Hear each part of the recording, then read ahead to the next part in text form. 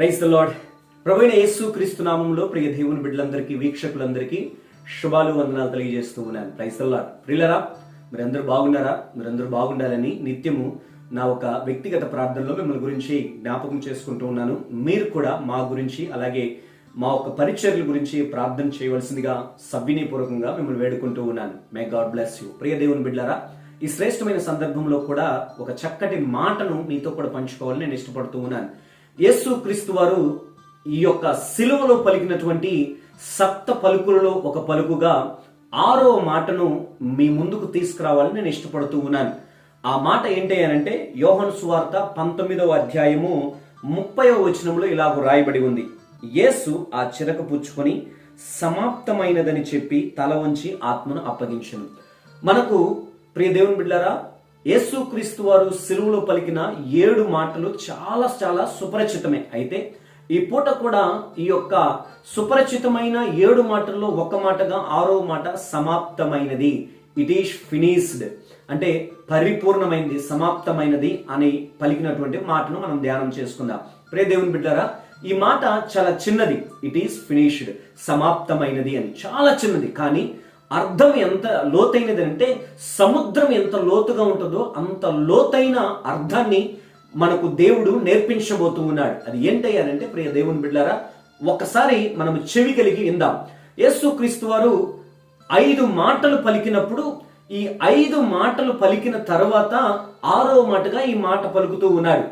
అంటే యేసు క్రీస్తు వారు 7 మాటలు మాట్లాడినప్పుడు కొందరితో ఆయన మాట్లాడారు, కొందరి గురించి ఆయన చెప్పాడు, ఆయన చుట్టుపక్కల ఉన్న ప్రజల గురించి మాట్లాడాడు. కానీ ఈ మాటలో ఏం దాగి ఉంది అంటే, ఆయన గురించి ఆ మాట పలకలేదు, కానీ దేవుడు, తండ్రి అయిన దేవుడు తనకిచ్చినటువంటి పనిని గూర్చి అక్కడ పలకడం జరుగుతూ ఉంది. ఒకవేళ యేసుక్రీస్తు వారే తనను గురించి ఆ మాట పలికుంటే ఎలా పలికి ఉండాలి అంటే, నేను సమాప్తము చేసి ఉన్నాను అని పలికి ఉండాలి.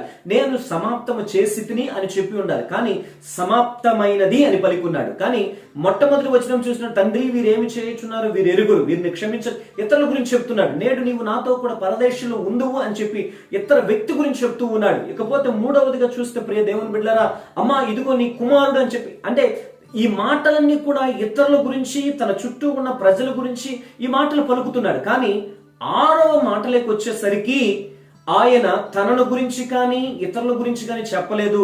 తనకు అప్పజెప్పబడిన పనిని గురించి ఆయన చెప్తూ ఉన్నాడు.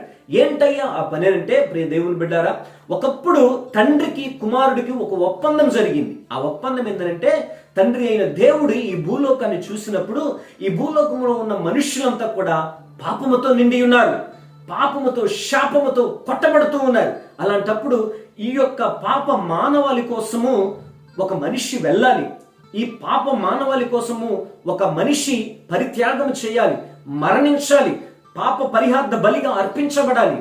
ఎవరు వెళ్తారు అని అన్నప్పుడు యేసుక్రీస్తు వారు ముందుకు వచ్చారు. తన తండ్రితో కూడా సమానంగా కూర్చున్నటువంటి, రాజకుమారుడిగా కూర్చున్నటువంటి యేసుక్రీస్తు వారు ముందుకు వచ్చారు. డాడీ నేను వెళ్తాను అని. అప్పుడు తండ్రి ఇలా వివరిస్తున్నాడు, నానా నువ్వు వెళ్ళటం మంచిదే, కానీ ఈ లోకానికి వెళ్ళినప్పుడు నిన్ను అవమానపరుస్తారా, ఈ లోకానికి వెళ్ళినప్పుడు నిన్ను అనరాని మాటలు అంటారా, ఈ లోకానికి వెళ్ళినప్పుడు నిన్ను పిడిగుద్దులు గుద్దుతారా, ఈ లోకానికి వెళ్ళినప్పుడు నీ ముఖాన ఉమ్ము వేస్తారు, నీ యొక్క శరీరాన్ని నాగటి చాలా వరే దున్నుతారు అని చెప్పినప్పుడు యేసుక్రీస్తు వారు ఆలోచించి, సరేనా పర్వాలేదు, ఈ హింసలన్నీ భరించడానికి అయినా పర్వాలేదు, నా ప్రజల కోసం నేను వెళ్తాను అని చెప్పి ముందుకు వచ్చాడు. అప్పుడు తండ్రి అయిన దేవుడు, ఆగాగు ఒక్క నిమిషం, ఇవన్నీ ఒక ఎత్తు అయితే ఇంకొకటి ఉంది, ఇంకొక ఘట్టం ఉంది. అదేంటో తెలుసా, నీవు ఈ ప్రజల కోసం ప్రాణం అర్పించాలి అని అన్నాడు. ఏమండి, ఏ మనిషి అయినా ప్రాణము తీసుకోవాలి లేకపోతే ప్రాణం ఇవ్వాలి అన్నప్పుడు ఒక స్టెప్ బ్యాక్ వస్తాడు. కానీ యేసుక్రీస్తు వారికి ఈ మాట చెప్పినప్పుడు ఏ మాత్రము సందేహించక, ఐఎమ్ రెడీ డాడీ అని అన్నాడు. దేవుని బిడ్డలారా, ఒకసారి ఆలోచన చేయండి. అలాంటి సిచ్యువేషన్లో నీవు నేను ఏ మనిషి అయినా ఉంటే ఒప్పుకుంటారా ప్రజల కోసం ప్రాణాన్ని త్యాగం చేయడంలో? ఏమండి, ఏదైనా క్రియ చేయాలంటే ఓకే, ఆల్ రైట్, చేయొచ్చు. వారి కోసము ముఖాన్ని ఉమ్మి వేసుకోవాలంటే సరేలే సహించవచ్చు. పిడి గుద్దులు గుద్దుతారు అని అంటే సరే ఓకే సహించవచ్చు.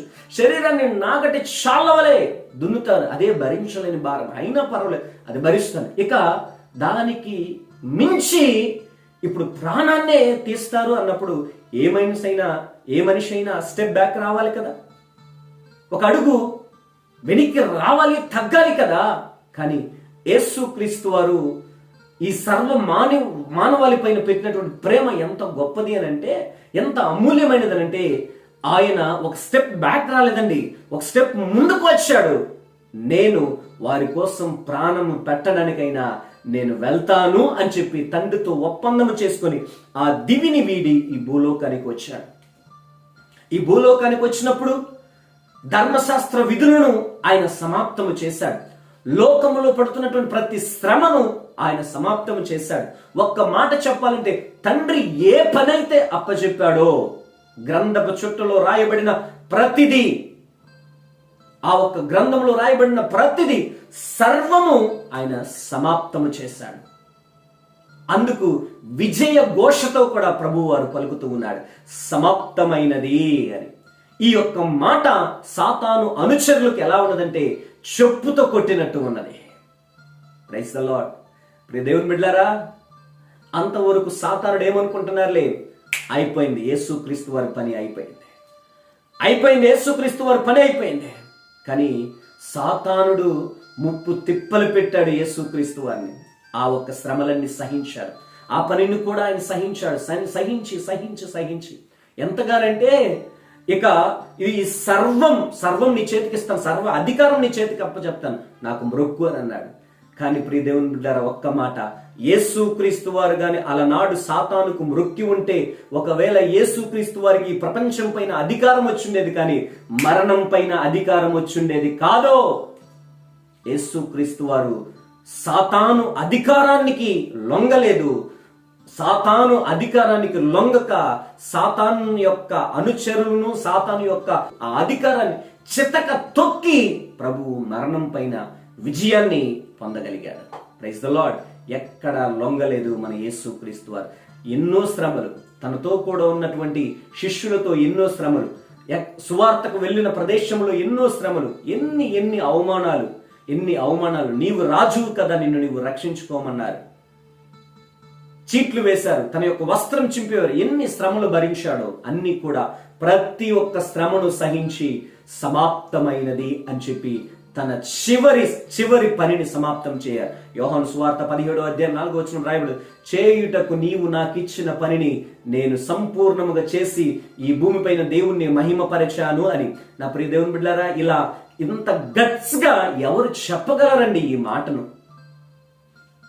వింటున్నటువంటి దైవ బిడ్డలారా? ఈ రోజు నీ చేతికి ఏ పని అప్పచెప్పారు దైవ సేవకులు, లేకుంటే దేవుని పరిచర్య, అది చిన్నదో పెద్దదో, ఏ పని అప్పచెప్పాడు, నువ్వు కరెక్ట్ గా చేస్తున్నావా? పరిపూర్ణంగా చేయగలుగుతున్నావా? లేదు, ఎక్కడో విఫలం, ఎక్కడో లోటు. కానీ యేసుక్రీస్తు వారు ప్రభు, తండ్రి అయిన దేవుడు, చేయుటకు నాకు ఏ పని అయితే చేశాడో ఆ పనిని సంపూర్ణంగా చేశాను, ఎక్కడ లోటు లేదు, పరిపూర్ణంగా చేశాను. పరిపూర్ణంగా ఇచ్చి దేవుడు ఈ భూమిపైకి పంపించాడు కదా, ఈ భూమిపైన దాన్ని సమాప్తము చేసి నా దేవుని నేను మహిమపరిచాను అని చెప్పి బిగ్గరగా ప్రభు కేక వేస్తున్నాడు, సమాప్తమైనది అని.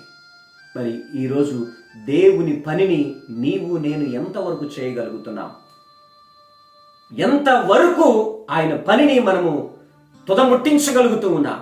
అపోస్తలుడైన పౌలు తన యొక్క విశ్వాస యాత్రలో పలికినటువంటి మాట నిజముగా హీజ్ హీరో. పౌలు గారు నిజముగా ఒక హీరో అండి. ఆయన అంటాడు, ఆయన పలకడానికి ఎంత గట్స్. ఇదిగో, నా పరుగును కడముట్టించి తిని దేవుని పనిని నేను సంపూర్ణము చేశాను, నా పరుగును కడముట్టించాను, అలా చెప్పుకోగలగాలి. దేవుని బిడ్డారా, నీ అంతము ఎలా ఉండబోతుందో నాకు తెలియదు, నీ యొక్క ముగింపు ఎలా ఉండబోతుందో తెలియదు. నీ ముగింపు ఒక బిగింపుగా ఉండాలని ప్రభు పేరట నీకు మనవి చేస్తూ ఉన్నాను. యేసుక్రీస్తు వారు తండ్రి అయిన దేవుడు ఇచ్చినటువంటి పనిని సంపూర్ణము చేసి తన ప్రాణాన్ని, తన ఆత్మను దేవునికి అప్పచెప్పుకున్నాడు. ఈనాడు నీకిచ్చిన పనిని నువ్వు నిర్వర్తించగలుగుతున్నావా? సంపూర్ణంగా చేయగలుగుతున్నావా? అది చిన్న పను పెద్ద పని. నీకు సువార్త భారము ఉంటే ఆ భారాన్ని, సువార్తను నువ్వు చేయగలుగుతున్నావా? ప్రార్థించే లక్షణం ఉంటే ప్రార్థన పరిపూర్ణంగా చేయగలుగుతున్నావా? పాడి దేవుణ్ణి మహిమపరచగలిగినటువంటి సత్తా ఉంటే నువ్వు చక్కగా పాడి దేవుణ్ణి మహిమపరచగలుగుతున్నావా? ఆరాధించి దేవుణ్ణి మహిమపరచగలిగిన సత్తా ఉంటే నువ్వు దేవుణ్ణి పరిపూర్ణంగా ఆరాధించగలుగుతున్నావా? నలుగురికి బోధ చేసి పరిపూర్ణము చెందాలని ఉంటే, ఇతరులను మారు మనసు పొందింపచేసే కార్యక్రమంలో నీవు పరిపూర్ణము చేయగలుగుతున్నావా? ఏ పనిలో నువ్వు సమాప్తము చేశావు? ఎక్కడైనా చెప్పగలవా నా ప్రభు నాకు ఇచ్చిన పని నేను సంపూర్తి చేశానని? చెప్పలేము. ఎందుకంటే లోటులు లోటులు లోటులు. ఏ పని పట్టుకున్నా లోటు. మనం ఎలా చెప్పగలుగుతాం సమాప్తం చేశామని? ఈ మాట వాస్తవానికి ఎవరు పలకాలి? యేసుక్రీస్తు వారు 5 మాటలు, అంత 5వ మాట పలికేటప్పుడు ఎంత నీరసిల్లిపోయాడో. శరీరములో నీరు లేదు, అందుకే ప్రభు దప్పిగొనుచున్నాను అని అన్నాడు. అంతగా నీరసిల్లిపోయాడు, సొమ్మసిల్లిపోయాడు. అలాంటి సమయంలో పలకాల్సిన మాటేనా ఇది? అయినా సాతానుని యొక్క తలను చెతకదొక్కడానికి, అతని ముఖాన ఉమ్ము వేసేదానికి ప్రభు పలుకుతూ ఉన్నాడు, సమాప్తము చేశానని. ఏమండి, ఒక డాక్టర్ చెప్పగలడు, ఎన్నో సంవత్సరాలుగా వ్యాధిగ్రస్తుగా ఉన్నటువంటి ఆ వ్యక్తిని నయం చేశాను, సో వ్యాధి నయమైపోయింది, నా కష్టానికి తగిన ఫలం వచ్చేసింది, నా కష్టానికి ఈ ఫలం వచ్చింది కాబట్టి నా కష్టాలన్నీ తీరిపోయాయి, సమాప్తమయ్యాయి అని. నవమాసములు మోసినటువంటి తల్లి చెప్పగలదు, బిడ్డను ప్రసవించిన తర్వాత నా ప్రసవ దినాలకు సమాప్తమైనది అని. ఒక బిల్డింగ్ కన్స్ట్రక్షన్ వర్క్ చేస్తున్నటువంటి ఆ కన్స్ట్రక్షన్ కాంట్రాక్టర్ చెప్పగలడు, బిల్డింగ్ పూర్తయిపోయిన తర్వాత ఈ యొక్క పని సంపూర్ణమైనది అని. ఒక శిల్పకారి చెప్పగలడు, ఎన్నో సంవత్సరాలుగా చెప్పుతున్నటువంటి ఆ శిల్పం ఒక రూపములకు వచ్చిన తర్వాత ఇదిగో ఇది సమాప్తమైనది అని. యేసుక్రీస్తు వారు ఎలా చెప్పగలిగాడు ఈ పరిస్థితుల్లోనంటే, తండ్రి అయిన దేవుడు తనకి ఇచ్చిన పనిని సంపూర్ణం చేశాడు కాబట్టి సమాప్తమైనది అని చెప్పగలిగాడు. దేవుని బిడ్డలారా, ఈనాడు నీ యొక్క ముగింపు ఎలా ఉండబోతోంది?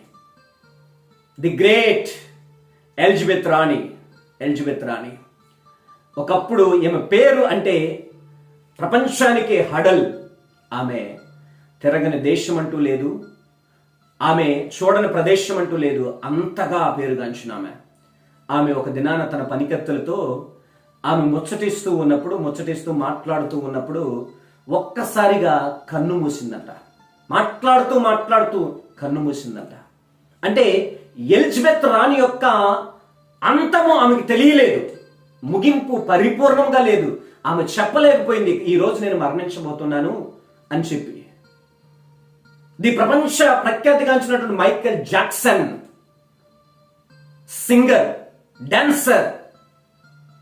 మైకేల్ జాక్సన్ అంటే ప్రాణాలు తీసుకునే యవన బిడ్డలు లేకపోలేదు. అటువంటి వ్యక్తి 150 సంవత్సరాలు అతను బ్రతకాలనుకున్నాడు. 150 సంవత్సరాలు బ్రతకాలనుకున్నాడు. అలా బ్రతకాలనుకున్న కాల వ్యవధిలో ఎంతో మంది డాక్టర్లను సలహాదారులుగా తీసుకొని పర్సనల్ డాక్టర్లుగా ఇంటికి తీసుకువచ్చాడు, ఆయనకున్నటువంటి లోటుపాట్లు సరిచేయడానికి. ఇకపోతే కొంతమందిని డబ్బు ఇచ్చి మనుషులను పెంచుకున్నాడు. ఎందుకో తెలుసా? ఎప్పుడైనా తన శరీరంలో ఉన్నటువంటి అవయవాలు ఏమైనా పాడైతే ఈ మనుషుల్ని ఆహారం పెట్టి డబ్బు ఇచ్చి తీసుకొచ్చినటువంటి ఈ మనుషుల్ని చంపివేసి వారి యొక్క అవయవాలు తనకు పెట్టుకొని 150 సంవత్సరాలు బ్రతకాలన్న ఒక ధ్యేయముతో, ఒకే ఉద్దేశ్యముతో, అతని గోల్ అదే, 150 సంవత్సరాలు బ్రతకాలి అన్నది. అందుకోసం మనుషులను డబ్బిచ్చి ఆహారం పెట్టి పెంచుకున్నాడు. అయితే తన యొక్క గోల్ అతను రీచ్ అవ్వలేకపోయాడు. తన యొక్క 50వ సంవత్సరం ఏట హార్ట్ అటాక్ వచ్చి మరణించాడు. అతను అనుకున్నాడు, ఏదైనా ప్రాబ్లం వస్తే ముందే మనకు తెలిస్తే డాక్టర్లు మనకు చెప్పకపోరా?